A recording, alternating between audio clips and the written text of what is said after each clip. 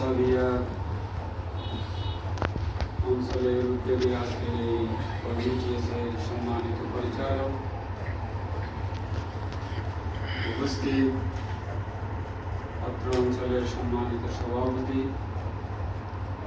সম্মানিত অঞ্চল দায়িত্বশীল বৃন্দ, সম্মানিত উলামায়ে কেরাম এবং দ্বীনি আন্দোলনের সম্মানিত আমার প্রাণপ্রিয় দ্বীনি ভাইরা, আসসালামু আলাইকুম ওয়া রাহমাতুল্লাহি ওয়া বারাকাতুহু। আমরা মহান আল্লাহ সুবহানাহু ওয়া তাআলার দরবারে শুকরিয়া আদায় করি যে মহান আল্লাহ সুবহানাহু ওয়া তাআলা আমাদেরকে সংগঠনের একটি গুরুত্বপূর্ণ বৈঠকে সময় মতো উপস্থিত হওয়ার তৌফিক দান করেছেন। সেজন্য আমরা সেই মহান মুনিবের দরবারে শুকরগুজার হচ্ছি। আলহামদুলিল্লাহ।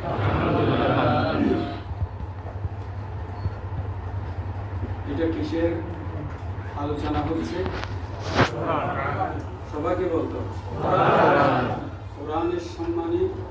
সবাই ভালো করে বসে, একদম সবাই লেগে বসে, কেউ দেওয়ালের সাথে, কেউ এদিকে, কেউ ওদিকে না। সমস্ত কাজ বন্ধ থাকতে হবে। কোরআনের মাহফিলে কোনো রকমের কাজ করা যাবে, এটা কোরআনের আদলের খেলা। এমনকি কোনো নোটও করা যাবে। শুধু গুরুত্বপূর্ণ বিষয়গুলো আপনি চিহ্ন দিয়ে রাখবেন। কোরআন শোনার সময় কোনো লেখা, কোনো নোট, সবাই কোরআনের আদলে, কোরআনের সম্মানে সব কিছু বন্ধ করে। এটা কার নির্দেশ? ওয়াইদা কুরিয়াল কোরআন ফাসতামিউ। যখন কোরআন শরীফ তেলাওয়াত করা হয় তখন তোমরা কি করো? শুনো। ফাসতামিউ, শুনো। তো শুনতেছি আর হাতে আমি কাজ করতেছি। এই যে আমি শুনতেছি, অসুবিধা নেই, আমি শুনতেছি, কিন্তু হাতে কাজ করি। এই জন্য আল্লাহ বলে ওয়ানসিতু, শোনা এবং চুপ করা, কোনো কাজ করা। তাহলে কি হবে? লাআল্লাকুম তুরহামুন, তোমাদের উপরে রহমত নাযিল হবে, তাই না? এই জন্য সবাই আগে চলে আসুন, একটু আগে চলে আসুন সবাই।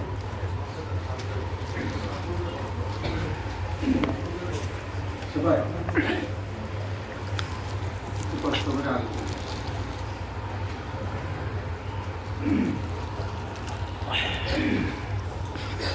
আর মনোযোগ সহকারে ইনশাআল্লাহ আমরা শুনবো। কে আলোচনা করছে তার দিকে না থাকি, কি আলোচনা হচ্ছে সেই দিকে মনোনিবেশ করা, ঠিক আছে? আমরা এমন একটা সময়, এমন একটা দিনে এই মাহফিলে এসেছি। আল্লাহর নবী বলেন, খায়রু ইয়াওম তালাআতি আলাইহি শামসু ইয়াউমুল জুমআহ। পৃথিবীতে যতদিন সূর্য উদয় হয়, সূর্য উঠে যে দিনগুলি, তার মধ্যে শ্রেষ্ঠ দিন হচ্ছে জুমার দিন। শ্রেষ্ঠ দিন হচ্ছে জুমার দিন। সাইয়্যিদুল বলা হচ্ছে দিনের মধ্যে সরদার এই জুমার দিন। শুধু তাই না, ওয়ালা তাকুমুস সাআ ইলা ফি ইয়াউমিল জুমআ, জুমার দিনেই কিয়ামত সংঘটিত। কত গুরুত্বপূর্ণ দিন না? মর্যাদাপূর্ণ দিন না? হাদিসের মধ্যে এসেছে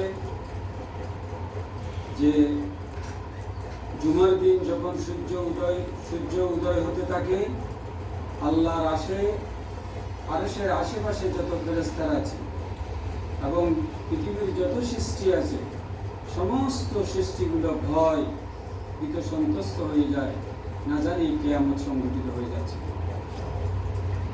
আর মানুষ ঘুমায় যায়। শুক্রবার দিন, জুমার দিন ছুটি হয়ে নামাজ পড়ে সবাই না। আর সমস্ত আল্লাহর সৃষ্টিগুলো তারা কি হয়ে যায়?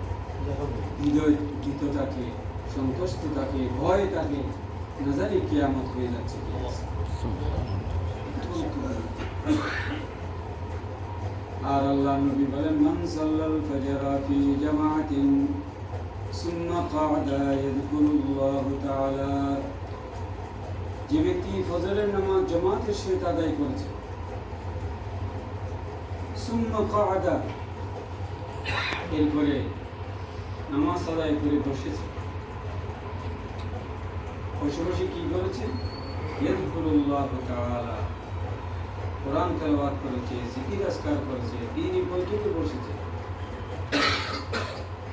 হাত্তা তাতলিআ আশ-শামস, এই অবস্থায় যে এই জিকির অবস্থায় সূর্য উদয় হয়ে গেছে। এই জিকির অবস্থায়, বসা থাকা অবস্থায়, ইবাদত করার অবস্থায়, বৈঠকে বসা অবস্থায়, দ্বীনি কার্যক্রম অবস্থায়, আল্লাহর স্মরণ করা অবস্থায় সূর্য উদয় হয়ে গেছে। কেমন? সূর্য উদয় হয়ে যাওয়ার পরে সে কি করলো? সুম্মা কামা সাল্লা রাকাতাইন, 2 রাকাত নামাজ আদায় করেছে। কি করেছে? 2 রাকাত নামাজ আদায় করেছে। এই 2 রাকাত নামাজ আদায় করার কারণে আল্লাহর নবী বলেন তার জন্য কি সওয়াব, কি প্রতিদান? কানাত লাহু কাআজরি হুজ্জাতিন ওয়া উমরাহ, তার জন্য একটি মকবুল হজের সওয়াব, একটি মকবুল উমরার সওয়াব। সুবহানাল্লাহ। আমরা কত উমরা করি, কি আরামে যায় উমরা। একজন উমরা করে এসে আমাকে বলে, হুজুর আমি কি এখন হাজি সাহেব লিখতে পারবো? আমার নাম রেখে দিয়ে আমি বললাম, তো আপনি হজই করেন না, আর উমরা যাওয়ার জন্য কত আরাম, এসি আছে কিনা, আমাকে একটু সামনে সিটে বসাবেন, আমি চাকার উপর বসতে পারি না, আমাকে একটু পিছনে দেবে যাতে শুইতে পারি, এখানে খাওয়া কিরকম হবে, এখানে হোটেল কিরকম হবে, এইগুলাতে আমরা থাকি। এরকম হজের সওয়াব, এরকম উমরার সওয়াব না। এটা হাদিস বলেছেন, রাসূলের যুগের হাদিস। আল্লাহ, 50 বছর আগে যারা হজ করেছিল তারা কিভাবে হজ করেছিল? আমার দাদা হজ করেছিল, 1 মাস পর্যন্ত ঘুমাইতে পারে নাই। তখন ওই জাহাজে করে যাইতে হইত, 3 মাস লাগতো যাইতে, আসতে লাগতো 3 মাস। আসার পরে 1 মাস পর্যন্ত বিছানা নাকি শুতে পারে নাই, ফিটের মধ্যে এত বড় বড় মানে হয়ে গেছে, মশকা পড়ে গেছে সেই যুগে। আর রাসূলের যুগের হজের কথা বলছে, কোন যুগে? উঠে পিঠে সওয়ার হয়ে 6 মাস লাগতো সেই যুগে। সাহাবায়ে কেরামরা অবাক হয়ে গেলেন, ইয়া রাসূলুল্লাহ, শুধু ইশরাকের নামাজ আদায় করলে হজ উমরা সওয়াব? আল্লাহ রাসূল সমস্ত সাহাবীদের সন্দেহ দূর করার জন্য বললেন, কাম্মাতিন কাম্মাতিন কাম্মা, একটি মকবুল হজের সওয়াব, একটি উমরার সওয়াব, একটি মকবুল হজের সওয়াব, একটি উমরার সওয়াব, একটি মকবুল হজের সওয়াব, একটি উমরার সওয়াব। সুবহানাল্লাহ। যে দুনিয়ার কোনো প্রেসিডেন্টের কোনো বিষয় না, বিষয়টা কার? আল্লাহ। এরকম না যে আল্লাহর দরবার থেকে ধন দৌলত কমে যাবে, এরকম নাকি বিষয় না। সেজন্য এই জুমার দিন আমরা আজকে দিনে বৈঠকে এসেছি। আমি আপনাদের সামনে সূরা কাহাফের শেষের কয়েকটি আয়াত আপনাদের সামনে করব। এটা এমন একটি সূরা, যে সূরায় আল্লাহ কিছু যুবকদের কাহিনী বর্ণনা করেছেন, যারা সেই সময়ে শাসকের অত্যাচার থেকে বাঁচার জন্য তারা গুহার মধ্যে আশ্রয় নিয়েছিলেন। আল্লাহ তাদেরকে বছরকে বছর ঘুমন্ত অবস্থায় রেখে দিয়েছেন। তাদের কাহিনী বর্ণনা করা হয়েছে সূরা। আর জুমার দিনে সূরা যদি কোনো ব্যক্তি তেলাওয়াত করে, আল্লাহ বলেন দাজ্জালের সমস্ত ফিতনা থেকে আল্লাহ তাকে হেফাজত করবেন। সুবহানাল্লাহ। আমি সেই সূরার শেষের কয়েকটা আয়াত 102 থেকে নিয়ে শেষের আয়াত 110 পর্যন্ত তেলাওয়াত করছি। এখানে আল্লাহ বলছেন কুল হাল নুনাব্বিউকুম বিল আকসারিনা আমালা, হে নবী আমি কি আপনাকে জানাবো আমলের দিক থেকে কারা ক্ষতিগ্রস্ত, কারা ধ্বংস। আমল করবে কিন্তু আমল করার পরও সে আমলগুলো তাদের ধ্বংস হয়ে যাবে, তারা কি হয়ে যাবে? কেন? আল্লাযীনা দাল্লা সা'য়ুহুম ফিল হায়াতিদ দুনিয়া ওয়া হুম ইয়াহসাবুনা আন্নাহুম ইউহসিনুনা সুনআ, কারণ তারা যে আমলগুলো করেছে সবগুলো গোমরাহির পথে, সবগুলো ভুল পথে, সবগুলো ভুল পথে করেছে, ভুলের মধ্যে তাদের আমলগুলো হয়েছে। وَيَحْسَبُونَ أَنَّهُمْ يُحْسِنُونَ صُنْعًا, আর তারা মনে করে আমরা অনেক সওয়াব জমা করে ফেলেছি, অনেক ইবাদত বন্দেগী করে ফেলেছি, অনেক আমল করে ফেলেছি। কি বলেন, এরকম মানুষ আছে না? নিজেরা মনে করে যে অনেক আমল করেছে, আমার মতন ভালো মানুষ, এরকম নিজেকে নিজে অনেক ভালো মনে দাবি করে। কিন্তু আল্লাহ বলেন এই সমস্ত আমল করার কারণেও তারা ধ্বংস হবে।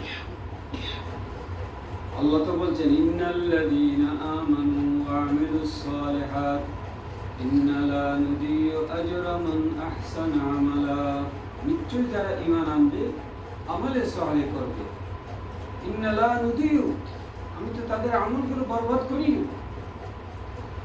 কিন্তু এখানে কেন বলা হচ্ছে তাদের আমলগুলো বরবাদ হয়ে যাবে? কারণ তারা যতগুলো আমল করেছে সবগুলো কিসের পথে? ভুল পথে। কি পথে করেছে? ভুল পথে, গুমরাহির পথে। কেমন? এই জন্য আল্লাহর দরবারে আমলগুলো কবুল হওয়ার জন্য তিনটা শর্ত। কয়টা শর্ত? তিনটা শর্ত। এক নম্বর শর্ত কি? তার ঈমান লাগবে।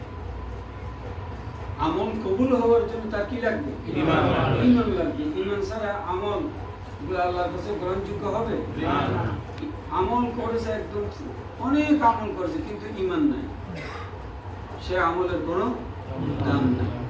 আবার ঈমান আছে কিন্তু আমল নাই, আবার সেই ঈমানও আল্লাহর কাছে লা ইয়ানফাউ নাফসান ঈমানুহা লাম তাকুন আমানাত মিন ক্বাবলু আও কাসাবাত ফি ঈমানিহা খায়রা, সেই ঈমানেরও কোনো ফায়দা নাই যে ঈমান গ্রহণ করার পরে কোনো আমল ঈমানের সাথে নাই।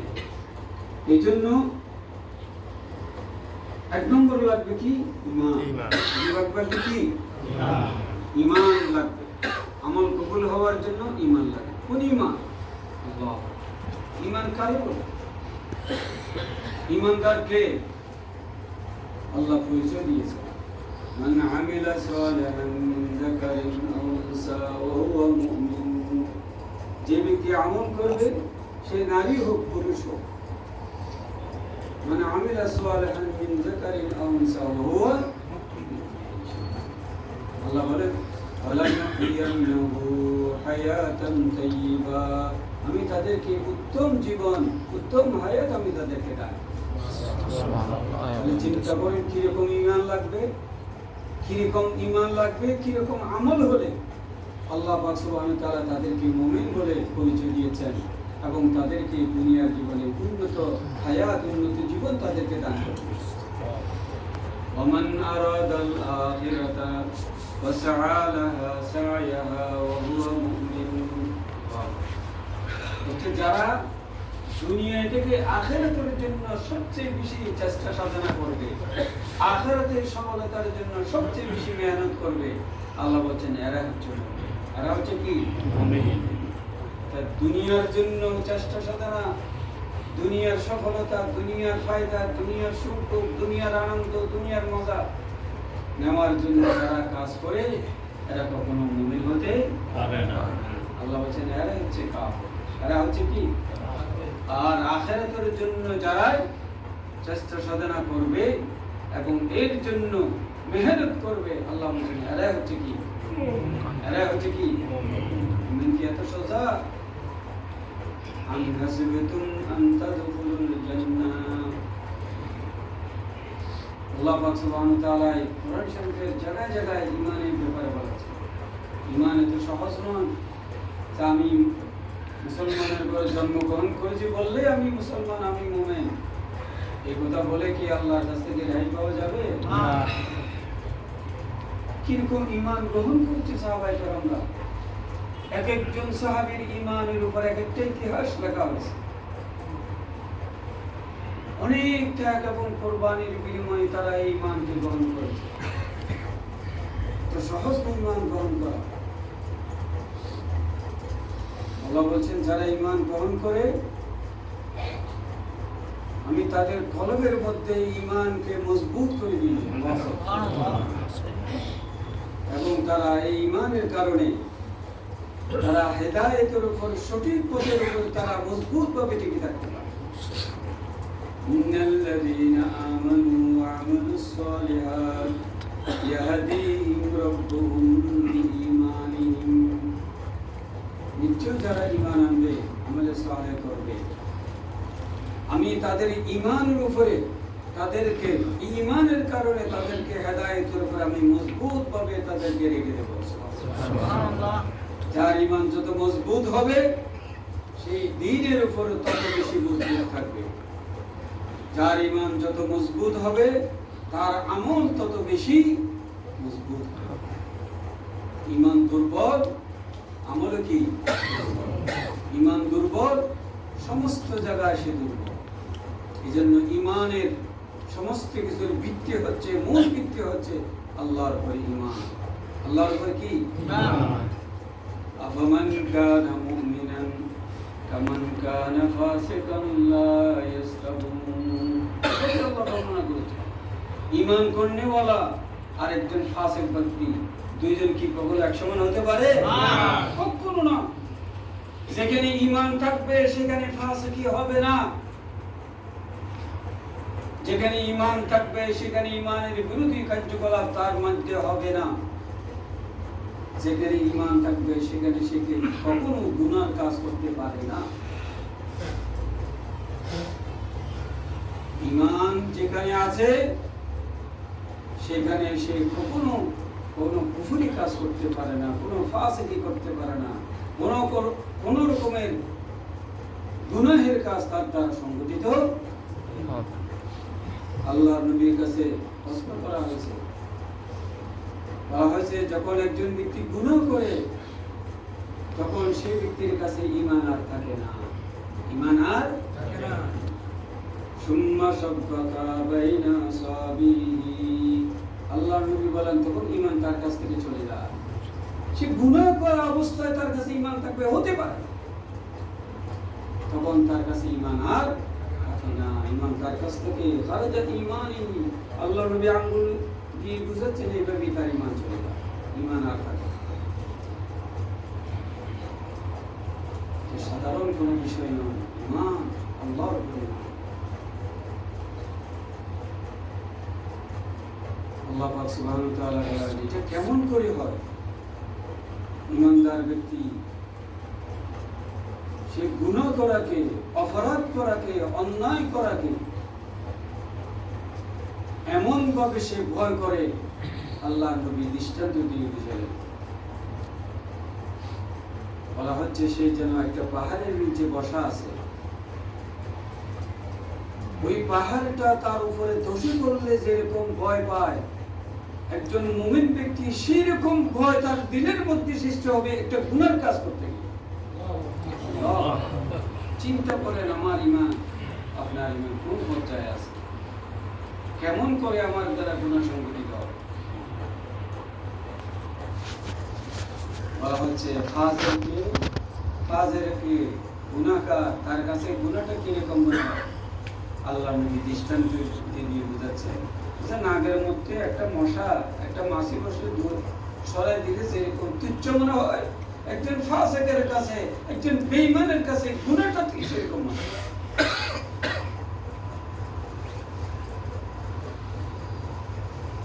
উলাইকা কাতাবা ফি কুলুবিহিমুল ঈমান। উলাইকা কাতাবা ফি কুলুবিহিমুল ঈমান, আমি তাদের কলবের মধ্যে ঈমানকে মজবুত করে দিয়েছি। কি হয়? ওয়াযায়্যানাহু ফি কুলুবিকুম, তাদের কলবকে ঈমান দ্বারা সুন্দর করে সাজিয়ে দিয়েছি। সুবহানাল্লাহ। এখন কি হয়? ওয়াকাররাহা ইলাইকুমুল কুফরা ওয়াল ফুসুকা ওয়াল ইসিয়ান, তাদের পক্ষে কুফরি করা, তাদের পক্ষে গুনাহের কাজ করা, তাদের পক্ষে অন্যায় কাজ করা কখনো সম্ভব না, কারণ তাদের কলবের মধ্যে আমি ঈমানকে মজবুত করে দিয়েছি।